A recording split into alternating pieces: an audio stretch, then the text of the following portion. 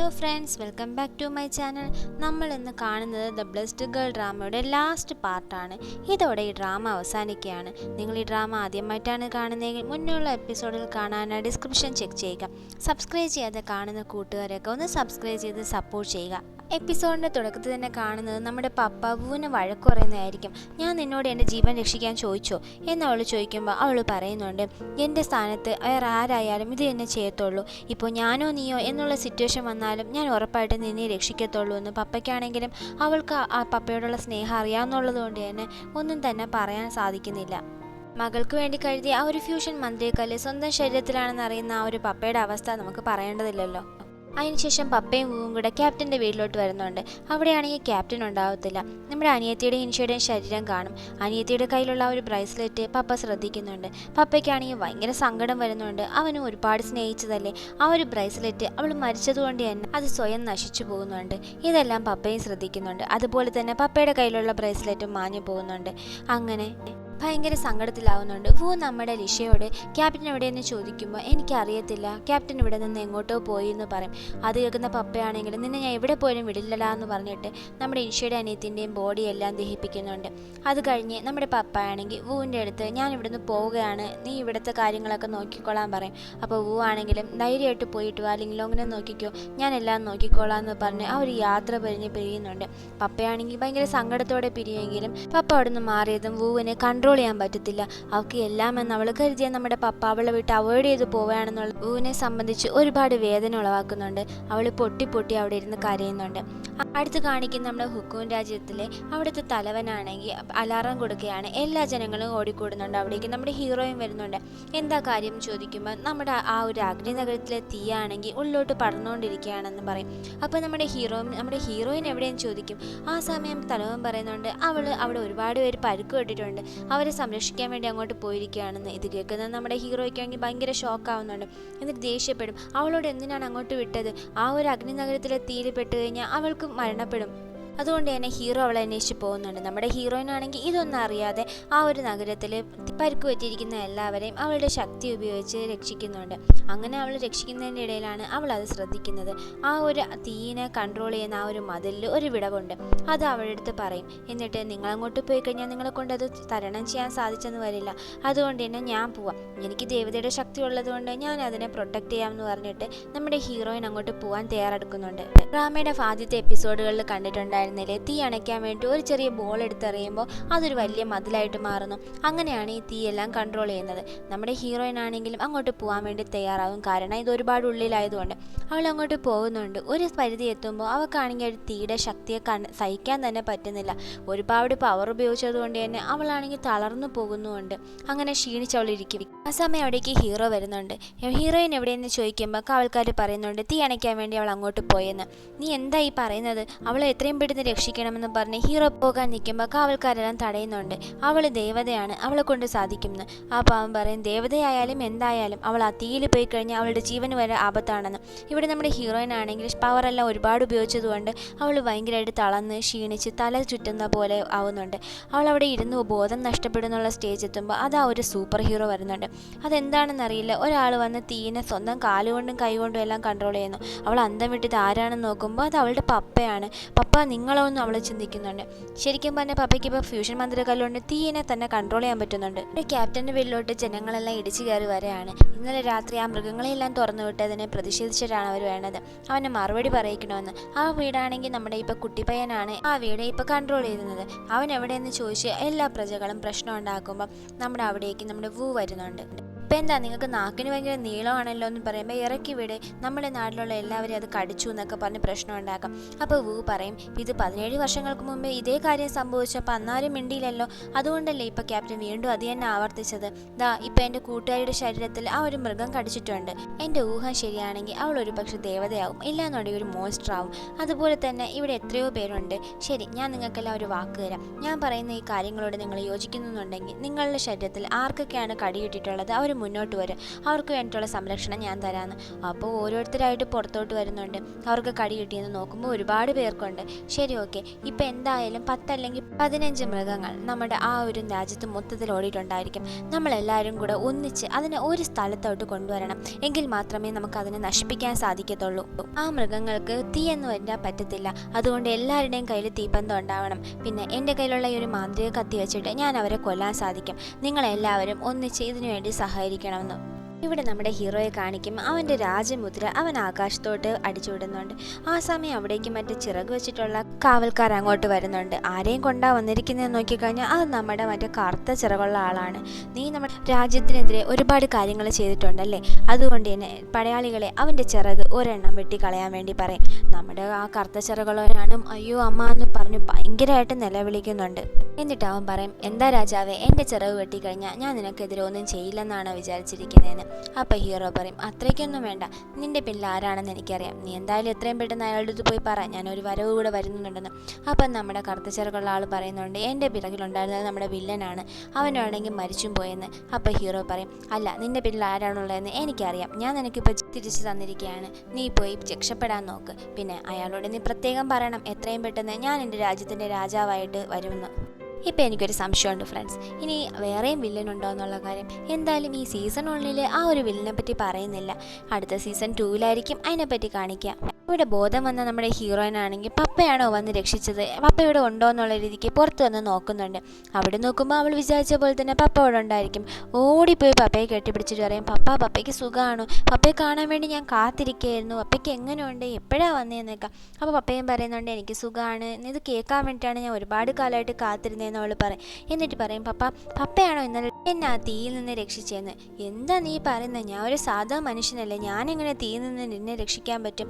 പിന്നെ നീ ബോധം കെട്ട് കിടന്നു ദേവതയായിട്ട്, അവളിൽ നിന്ന് ഞാൻ നിന്നെ എടുത്തോണ്ട് വന്നു, അത്ര തന്നെ എന്ന് പറയും. ശരിക്കും നമ്മുടെ പപ്പയാണ് അവളെ രക്ഷിച്ചത്. പക്ഷെ ആ ഫ്യൂഷൻ മാന്ത്രികക്കല്ല് ഇപ്പം എൻ്റെ ശരീരത്തിലാണ് എന്ന് പറയാൻ പപ്പയ്ക്ക് മനസ്സ് വരുന്നില്ല. പിന്നെ പപ്പയ്ക്കാണെങ്കിലും അവൾ ആ ഹഗ് ചെയ്ത് വെച്ചിരിക്കുന്നതൊന്നും ഫീൽ ചെയ്യുന്നില്ല. അതെന്താണെന്ന് വെച്ചാൽ ഫ്യൂഷൻ മാന്ത്രികക്കല്ല് സ്വന്തം കയ്യിലുണ്ടെന്നുണ്ടെങ്കിൽ അവർക്ക് ഫീലിങ്സ് ഉണ്ടാവത്തില്ല, ഒരുപാട് ഇമോഷൻസും ഉണ്ടാവത്തില്ല. അതുകൊണ്ടാണ് നമ്മുടെ ഇൻഷ ആ ഒരു മാന്ത്രികക്കല്ല് ഉപയോഗിക്കാതെ കയ്യിൽ തന്നെ വെച്ചതെന്നുള്ളത് പപ്പയ്ക്ക് മനസ്സിലാവുന്നുണ്ട്. മോൾ ഇത്രയും നല്ല രീതിയിൽ കൂടെ നിന്നിട്ട് ആ ഒരു ഫീൽ ചെയ്യാൻ പറ്റാത്തത് പപ്പയ്ക്ക് ഭയങ്കര വിഷമം ഉണ്ടാവുന്നുണ്ട്. അപ്പോൾ അവിടേക്ക് നമ്മുടെ ഹീറോ വരുന്നുണ്ട്. എന്താ ഹീറോ, നിനക്ക് സുഖമാണോ, എൻ്റെ മോളെ നീ വിഷമിപ്പിക്കുന്നല്ലോ ഉണ്ടോ അങ്ങനെയൊക്കെ ചോദിക്കുമ്പോൾ ഹീറോ ഒന്ന് ഷോക്കാൻ നിൽക്കുന്നുണ്ട്. അപ്പോൾ പപ്പ പറയുന്നുണ്ട്, ഞാൻ ചുമ്മാ ചോദിച്ചതാ, ശരി നീ എൻ്റെ മോളെ കൂടെ ഇരി, എനിക്ക് കുറച്ച് ജോലിയുണ്ടെന്ന് പറഞ്ഞിട്ട് പപ്പ അങ്ങോട്ട് പോകുന്നുണ്ട്. അവിടേക്ക് നമ്മുടെ തലവൻ്റെ മോനും വരുന്നുണ്ട്. മോനെയും കൂട്ടിക്കൊണ്ട് പപ്പ ഒരു നദിയുടെ കരയിൽ പോയിരിക്കുന്നുണ്ട്. അവരങ്ങനെ സംസാരിച്ചുകൊണ്ടിരിക്കുന്നതിൻ്റെ ഇടയിൽ ലിങ്നോങ്ങിനെ പറ്റിയിട്ടുള്ള എല്ലാ കാര്യങ്ങളും തലവൻ്റെ അടുത്ത് പറയുന്നുണ്ട്. പോരാത്തതിന് ലിങ്നോങ്ങിനെ രക്ഷിക്കാൻ വേണ്ടിയിട്ടുള്ള ഒരു ഫ്യൂഷൻ മാന്ത്രികക്കല്ല് എൻ്റെ ഉള്ളിലാണുള്ളത്, ഞാൻ മരിച്ചാൽ മാത്രമേ അത് എടുക്കാൻ പറ്റുള്ളൂ എന്നുള്ളതും പറയുന്നുണ്ട്. ശരി, ഞാൻ മരിച്ചു കഴിഞ്ഞാൽ ആ ഒരു മാന്ത്രികക്കല്ല് എൻ്റെ മോളെ കയ്യിൽ എത്തിക്കേണ്ട കടമ നിനക്കാണെന്ന് നമ്മുടെ തലവൻ്റെ മോൻ്റെ അടുത്ത് പറയുന്നുണ്ട്. ഇപ്പോഴാണെങ്കിൽ വേറെ ഒരു സൊല്യൂഷൻസ് ഇല്ലാത്തത് കൊണ്ട് തന്നെ ആ പപ്പ പറയുന്ന എല്ലാത്തിനും തലവന് സമ്മതിക്കുന്നുണ്ട്. ഇവിടെ ബെൻസൺ രാജ്യത്താണെങ്കിൽ നമ്മുടെ വൂ തീരുമാനിച്ചതുപോലെ തന്നെ എല്ലാവരും തീ കൊണ്ട് ആ ഒരു മൃഗങ്ങളെയെല്ലാം ഒരു സ്ഥലത്ത് തന്നെ കൂട്ടുന്നുണ്ട്. അവിടെ വെച്ച് നമ്മുടെ വൂ ആണെങ്കിൽ അവളുടെ മാന്ത്രിക കത്തി വെച്ച് ഓരോരുത്തരെയായിട്ട് കുത്തി കൊല്ലുന്നുമുണ്ട്. പക്ഷേ എല്ലാവരെയും അവൾ ഒറ്റയ്ക്ക് കൊണ്ട് സാധിക്കുമോ? ഒരു സ്ഥലം എത്തുമ്പോൾ എല്ലാ മൃഗങ്ങളും കൂടെ അവളെ അറ്റാക്ക് ചെയ്യാൻ വരുന്നുണ്ട്.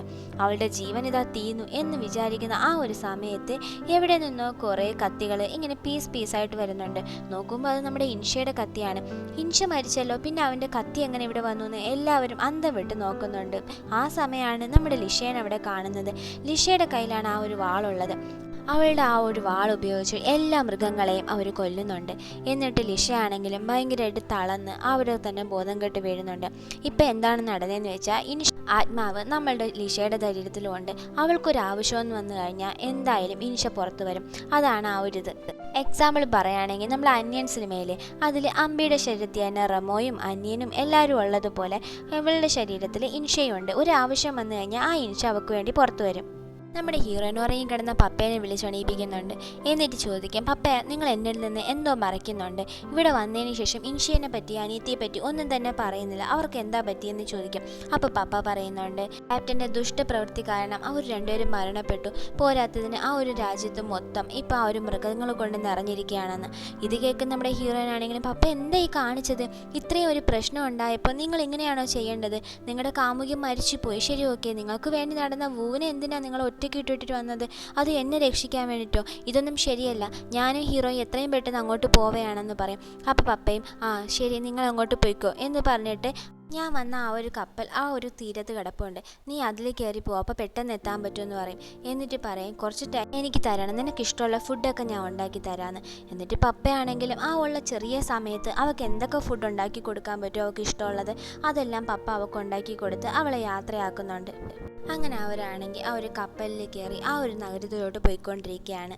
ഇവിടെ ബെൻസോൺ നഗരം കാണിക്കുകയാണെന്നുണ്ടെങ്കിൽ ആ മൃഗങ്ങൾ കാരണം ഒരുപാട് നാശനഷ്ടങ്ങൾ വന്നിട്ടുണ്ട്. എല്ലാവരും അതൊക്കെ അടിച്ചു പറക്കി വെക്കുകയാണ്. അപ്പോൾ ഒരു കുട്ടി നമ്മളുടെ വൂവിൻ്റെ അടുത്ത് വന്നിട്ട്, ചേച്ചി ഒരുപാട് ക്ഷീണിച്ചു അല്ലേ, ഇതാ ഞാൻ ഫുഡ് തരാമെന്ന് പറഞ്ഞ് ഒരു ബണ്ണ് എടുത്ത് കൊടുക്കും. വൂ ആണെങ്കിൽ പൈസ കൊടുക്കാമെന്ന് പറഞ്ഞ് പൈസ എടുക്കുമ്പോൾ ആ കുട്ടി പറയും, ഇല്ല, എൻ്റെ മുതലാളി പറഞ്ഞു ഇന്ന് ആരുടെ കയ്യിൽ നിന്നും പൈസ വാങ്ങരുതെന്ന്. അപ്പോഴാണ് വൂ ഒരു കാര്യം ശ്രദ്ധിക്കുന്നത്, ഇത്രയും കാലം ഐക്യമില്ലാണ്ട് പരസ്പരം പ്രശ്നങ്ങൾ ഉണ്ടായിക്കൊണ്ടിരുന്ന എല്ലാവരും ഇന്നൊന്നായിട്ടുള്ള കാര്യം. കപ്പലിലിരുന്ന് പപ്പ കൊടുത്ത ഫുഡും കഴിച്ചുകൊണ്ടിരിക്കുമ്പോഴാണ് നമ്മുടെ ലിങ്ലോൻ ചോദിക്കുന്നത്, അല്ലെങ്കിൽ സാധാരണ ഞാൻ എങ്ങോട്ടെങ്കിലും പോകണമെന്ന് പറഞ്ഞാൽ പപ്പ എന്നെ സമ്മതിക്കത്തില്ല, ഞാനും വരുന്നു എന്നാണ് പറയുന്നത്. ഇന്ന് എന്തായിരിക്കും എന്നെ ഒറ്റയ്ക്ക് വിട്ടത്? അല്ല, നിൻ്റെ കയ്യിൽ കിടക്കുന്നത് എൻ്റെ പപ്പയുടെ ബ്രേസ്ലെറ്റ് അല്ലേ, ഇതെങ്ങനെ നിൻ്റെ കയ്യിൽ വന്നു എന്ന് ഹീറോയോട് ചോദിക്കുമ്പോൾ ഹീറോ ഒരു കഥ പറയുന്നുണ്ട്. നീ ഇന്നലെ ഉറങ്ങിക്കിടന്നപ്പോൾ പപ്പ എന്നെ കൂട്ടിക്കൊണ്ട് ആ അഗ്നി നഗരത്തിലോട്ട് പോയായിരുന്നു. ആ സമയം എന്നോട് പറഞ്ഞു, ഇത്രയും കാലം ഞാനാണ് അവളെ നോക്കിയിരുന്നത്, ഇനി നീ വേണം പൊന്നു പോലെ നോക്കാനെന്നൊക്കെ. ഇതൊക്കെ കേൾക്കുമ്പോൾ നമ്മുടെ ഹീറോയിൻ്റെ ഡൗട്ട് വരും, എന്തോ ഒരു കാര്യം ശരിയല്ലെന്ന്. അതുകൊണ്ട് തന്നെ എത്രയും പെട്ടെന്ന് പപ്പയെ തേടി തിരിച്ചു പോകണമെന്ന് പറഞ്ഞ് അവർ കപ്പൽ തിരിക്കുന്നുണ്ട്. ഇവിടെ നമ്മുടെ പപ്പയാണെങ്കിൽ അവളുടെ ഡ്രസ്സിലൊക്കെ ചെറിയ കീറലുള്ളതൊക്കെ സ്വയം തയ്ക്കുകയാണ്. എന്നിട്ട് അതൊക്കെ മടക്കി വയ്ക്കുന്നുണ്ട്. എന്നിട്ട് അവൻ്റെ കഴുത്തിൽ കിടന്ന ഒരു മാലയും ആ ഒരു തുണിയുടെ മുകളിൽ എടുത്ത് വയ്ക്കുന്നുണ്ട്. എന്നിട്ട് അവൻ വരുന്നത് നേരെ ആ ഒരു തീ അടയ്ക്കുന്ന ആ ഒരു സ്ഥലത്തേക്കാണ്. നേരത്തെ എല്ലാവരും തീരുമാനിച്ച പോലെ എല്ലാ ജനങ്ങളും അവിടെ വന്നിട്ടുണ്ടായിരിക്കും. അപ്പോൾ നമ്മുടെ പപ്പ പറയുന്നുണ്ട്, ഞാൻ പറഞ്ഞ എല്ലാം ഓർമ്മയുണ്ടല്ലോ, ഞാൻ മരിച്ചു കഴിഞ്ഞാൽ എൻ്റെ ശരീരത്തിൽ നിന്നുള്ള ഒരു മാന്ത്രിക കല്ല് എൻ്റെ മോളുടെ കയ്യിൽ നിങ്ങൾ കൊടുക്കണമെന്ന്. അപ്പോൾ അവരാണെങ്കിലും നിങ്ങളുടെ മോള് എൻ്റെയും മോള് തന്നെയാണ്, ഞങ്ങൾ അങ്ങനെ നോക്കുകയുള്ളൂ എന്ന് പറയും. അപ്പോൾ പപ്പയ്ക്ക് സന്തോഷം. ആ സമയം ഞാൻ പോട്ടെ എന്ന് ചോദിക്കുമ്പോൾ എല്ലാവരും മുട്ടിന്മേൽ നിന്ന് നമ്മുടെ പപ്പേനെ വണങ്ങുന്നുണ്ട്. എന്നിട്ട് പറയും, ഈ നാട് മൊത്തം നിങ്ങളോട് കടപ്പാടുണ്ടെന്ന് പറയും. അപ്പോൾ നമ്മുടെ പപ്പയാണെങ്കിലും ശരി ഓക്കെ എന്ന് പറഞ്ഞിട്ട് ആ ഒരു മതിലെ വിള കളിക്കാൻ വേണ്ടിയിട്ട് പപ്പ ഇറങ്ങി പോകുന്നുണ്ട്. പപ്പയെ തേടി തിരിച്ചെത്തിയ നമ്മുടെ ഹീറോയിൻ വീടിനകത്ത് കാണുന്നത് പപ്പ അവൾക്ക് വേണ്ടി കരുതിയിട്ട് പോയ ആ ഒരു ഡ്രസ്സും ആ ഒരു ലോക്കറ്റുമാണ്. അത് കണ്ടിട്ടും സംശയം തീരാതെ അവളാണെങ്കിൽ ആ നാട്ടിലോട്ട് ഇറങ്ങി എല്ലാവരോടും അന്വേഷിക്കും. ആ സമയം അവർ പറയുന്നുണ്ട് പപ്പ പോയി എന്നുള്ള കാര്യം. പപ്പ നിങ്ങൾക്ക് വേണ്ടിയിട്ട് നമുക്ക് വേണ്ടിയിരിക്കും അങ്ങോട്ട് പോയി, തീയിലണയ്ക്കാൻ പോയി മരണപ്പെട്ടു എന്ന്. നമ്മുടെ ലിങ്ലോങ്ങിനാണെങ്കിൽ അതൊന്നും വിശ്വസിക്കാൻ പറ്റത്തില്ല. അവളാണെങ്കിൽ ദൈവശക്തി എടുത്തിട്ട് ആ പപ്പ പോയ ആ ഒരു തീക്കകത്തോട്ട് പതുക്കെ ഇറങ്ങി പോകുമ്പോൾ അവൾ കാണുന്നത് പ്രതിമ പോലെ ഇരിക്കുന്ന പപ്പേനെയും അതിൻ്റെ അടുത്ത് വർഷങ്ങൾക്ക് മുന്നേ മരണപ്പെട്ട അവളുടെ അമ്മേനെയാണ്. അവൾ ഇതുവരെ കണ്ടിട്ടില്ലാത്ത അവളുടെ അമ്മേനെ ആ ഒരു രംഗത്തിൽ കാണുമ്പോൾ അവളുടെ ഒരു മാനസികാവസ്ഥ നമുക്ക് പറയേണ്ടതില്ലല്ലോ. അവളും അവിടെ വന്നിട്ട് ആ ഒരു പപ്പേനെയും അമ്മേനെയും ഹഗ് ചെയ്യുന്നുണ്ട്. ആ സമയം തന്നെ പപ്പയും അമ്മയും വായുവിൽ അലിഞ്ഞു ചേരുന്നുണ്ട്. ആ സമയം പപ്പയുടെ ശരീരത്തുള്ള ഒരു ഫ്യൂഷൻ മാന്ത്രികക്കല്ല് നമ്മുടെ ലിങ്ലോങ്ങിൻ്റെ ശരീരത്തിലോട്ട് പെട്ടെന്ന് കയറുന്നുമുണ്ട്. അങ്ങനെ ആ ഒരു മിനിറ്റിൽ അവിടെ ഉണ്ടായിരുന്ന സ്തൂപങ്ങളെല്ലാം തെളിയപ്പെടുന്നു. പിന്നെ ആ ഒരു അഗ്നി നഗരത്തിലെ തീയെല്ലാം തന്നെ അണയുകയും ചെയ്യുന്നുണ്ട്. മാന്ത്രിക കല്ല് ശരീരത്തിൽ കിട്ടിയ ഹീറോയിന് ഇപ്പോൾ എപ്പോൾ വേണമെങ്കിലും മനുഷ്യനായിട്ടും ദൈവമായിട്ടും മാറാനുള്ള കഴിവ് കിട്ടിയിട്ടുണ്ട്.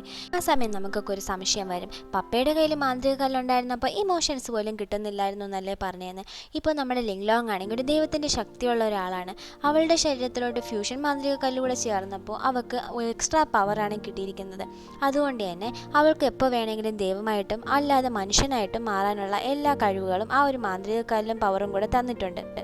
അങ്ങനെ നമ്മുടെ ഹീറോയിൻ്റെ പ്രശ്നം തീർന്നിരിക്കുകയാണ്. പോരാത്തതിന് എല്ലാ തീയും പണഞ്ഞിട്ടുണ്ട്.